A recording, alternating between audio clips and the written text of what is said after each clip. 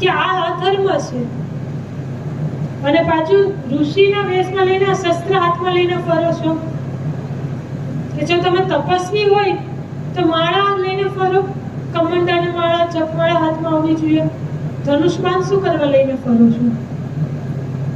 ત્યારે નરનારાયણ કહે છે કે હે પ્રહલાદજી, અમે બધી રીતે પૂર્ણ છીએ, અમે તપસ્યામાંય પૂર્ણ છે અને અમે યુદ્ધમાંય પૂર્ણ છે, અમને પાસે એટલી શક્તિ છે, જો શક્તિનું અભિમાન ક્યારેય ન કરે.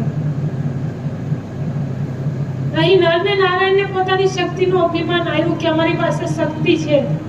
ત્યારે પ્રહલાદજી કહે છે જો શક્તિ હોય તો બતાવો કેટલી શક્તિ છે. આ બાજુ નર ને નારાયણને સામે પ્રહલાદજી યુદ્ધે ચડ્યા છે. હવે યુદ્ધ ચડે કેવું ભયંકર યુદ્ધ કે આપણે 100 વર્ષ થાય ને મનુષ્યના, ત્યારે દેવતાઓનો ખાલી 1 દિવસ થાય, એવા 100 વર્ષ પાછા એટલે 1 રાત થઈ. એવા દેવતાએ 1000 વર્ષ સુધી યુદ્ધ કર્યું તોય કોઈ જીતાતું નથી. નર નારાયણ પ્રહલાદને જીતી શકે કારણ કે ભક્ત છે, અને ના તો પ્રહલાદજી નર નારાયણને જીતી શકે કારણ કે વિષ્ણુના અંશ છે. 1000 વર્ષ સુધી યુદ્ધ કરે છે, અંતે ભગવાન વિષ્ણુ પ્રગટ થયા છે. પ્રહલાદજીએ યુદ્ધ વિરામ કર્યું છે અને ભગવાનને પગે લાગ્યા છે. ત્યારે પૂછે છે કે હે પ્રભુ, હું તમારો ભક્ત છું ને આ ધર્મ થાય છે અને હું રોકવાની કોશિશ કરું પણ આ જીતાતા નથી, શું કારણ છે? ત્યારે વ્યાસજી કહે છે કે ભગવાન વિષ્ણુએ કહ્યું કે હે પ્રહલાદ, નર ને નારાયણ છે ને મારા જ અંશ છે, એટલે તારેથી જીતાતા નથી. હવે તું આગળ વિરામ કર્યું છે તો હવે આને વિરામ જ રાખ અને તું તારા નિજ સ્થાન પાતાળ લોક તું પાછો ફર. ભગવાનની આજ્ઞા થઈ એટલે પ્રહલાદજી પાતાળ પાછા ફેર્યા છે, અને નર ને નારાયણ પોતાની તપસ્યા માટે બદ્રિકાશ્રમ જાય છે. એટલે બદ્રિકાશ્રમ ગયા ત્યાં પાછી અપ્સરાઓનું જે થયું એટલે નર નારાયણને રોકે છે કે તમને યાદી છે ને કે ક્રોધ કરવાથી શું થાય છે ફળ. એટલે બધી અપ્સરાઓને આશ્વાસન આપ્યું છે કે અમે અત્યારે તો તમારી સાથે વિવાહ ન કરી શકીએ, તમારે જો પ્રેમ હોય તો દ્વાપર યુગમાં તમે જન્મ લેજો, અમે કૃષ્ણ સ્વરૂપે પાછા વિષ્ણુ ભગવાનના અંશ પધારશે ને એ તમારી ઈચ્છા બધી પૂર્ણ કરશે. આપણે કહીએ ને કે ગોપી પ્રેમ મૂર્તિ છે, અને એ ગોપી જેટલી પણ ગોપી છે ને બધી ક્યાંક ને ક્યાંક ઋષિએ જે તપસ્યા કરતા હતા ને ઈશ્વરની પ્રાપ્તિ કરવાની ઈચ્છા હતી, અને ઈશ્વરની પ્રાપ્તિ વગર જેનું મૃત્યુ થઈ ગયું એ બધા ગોપી બનીને આવ્યા છે. એટલે ભગવાન ગોપીઓને વશ થયા છે. આપણે વશ થાય ન થાય.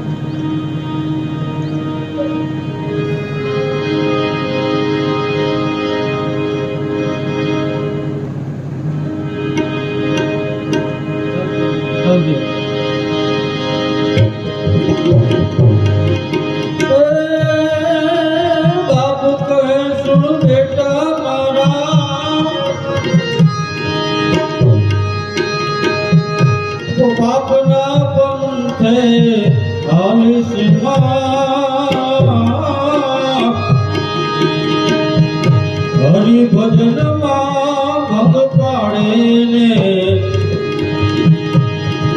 એ કોને ઘરમાં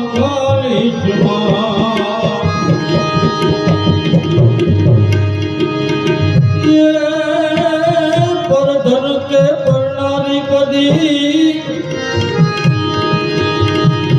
એને કુડી નજરે નિહાળી સુમા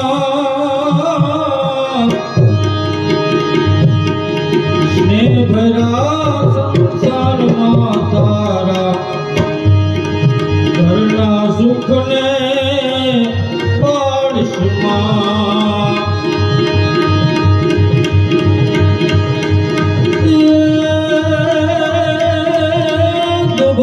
ભાવને સહાયક થાવો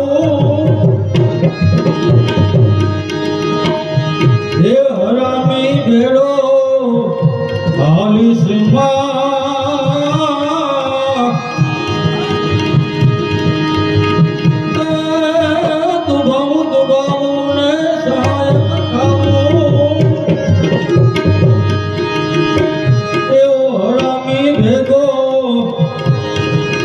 હાલીશુમાં રામ રાખે તે મરે જે આ જગમાં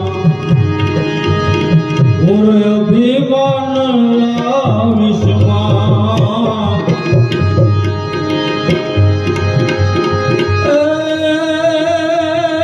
કરી કમાણી સાચવજે દીકરા અવળે માર્ગે ઉડાડીશુમાં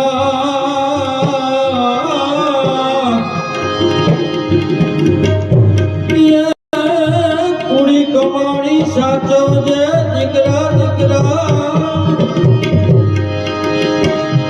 એ અવળે માર્ગે ઉડાડીશુમાં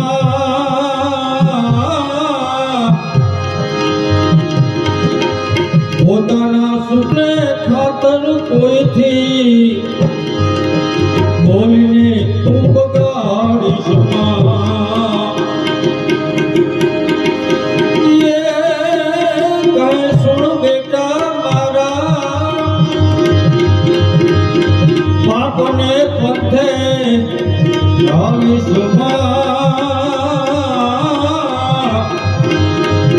હરિભજનમાં ભગ પાડે એવી મોને ઘરમાં કાલીશુમાં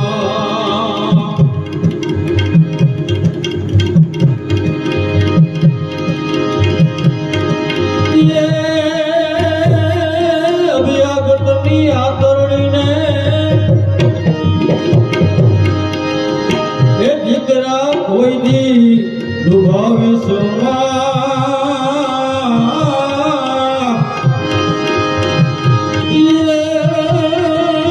અભ્યાગતની આદરણીને દીકરા કોઈ દી દુભાવીશુમાં છંછેડેલા સાપનું પૂછડું ઝડપ થઈને ચાલીશમાં છંછેડેલા સાપનું પૂછડું ઝડપ થઈને ચાલીશમાં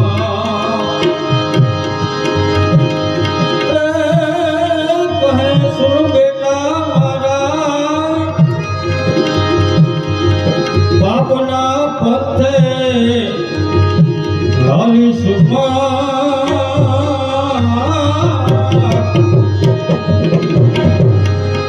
હરિભજનમાં ભગ પાડે એવી ગોને ઘરમાં ગાલીશુમાં